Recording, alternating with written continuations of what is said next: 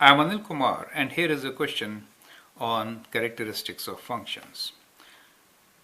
Determine the equations that describe the following function rules.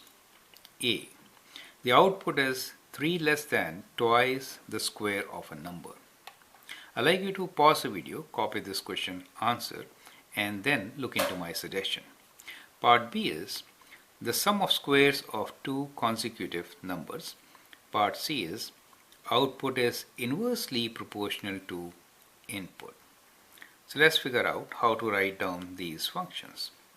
First one is the output is 3 less than twice the square of number. So let the number be x, right? And let the output be y. So define your variables first. And now you can write down that y is equals to 3 less than. So it is like minus 3 will come later. 3 less than twice the square of number. Twice the square of number, right? So that is how you're going to get your equation, right? In function notation, you can write this as f of x, that is the output, is equals to 2x squared minus 3. Both ways it is correct. Now, the second is sum of squares of two consecutive numbers. Now, if one number is x, then what is the next number? That would be x plus 1, correct?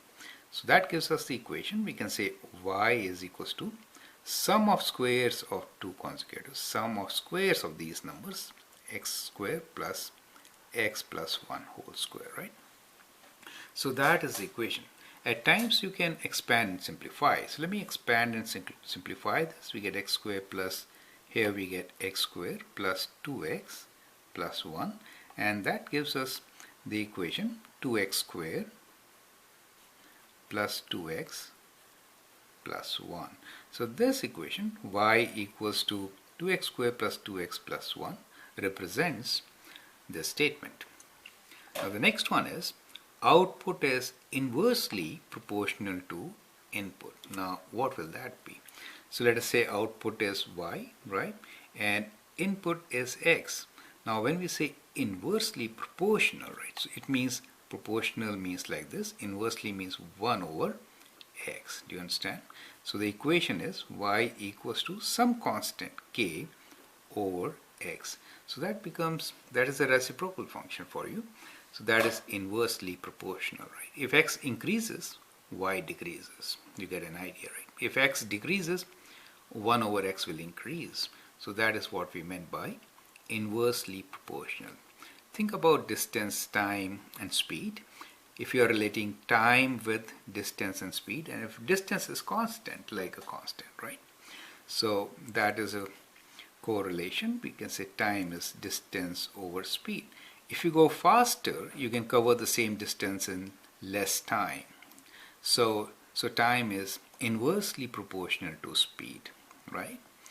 And directly proportional to distance. If speed is constant and distance is large, then you take more time. For same speed, if distance is smaller, you take less time. That becomes directly proportional, right? So try to understand the terms which we have used here. So these are actually common mistakes which I noticed. First one, 3 less than, 3 should come later, not before, right? And then some students do not understand consecutive numbers. Consecutive means numbers which come together. Sometimes we can ask consecutive even numbers, then be x plus 2, right? They'll skip by 1. Inversely proportional means 1 over x, and that is proportional. When we write an equation, we have to introduce a constant. So that is how you get equations for these statements, and that is going to help you a lot in this course of advanced functions. Thank you and all the best.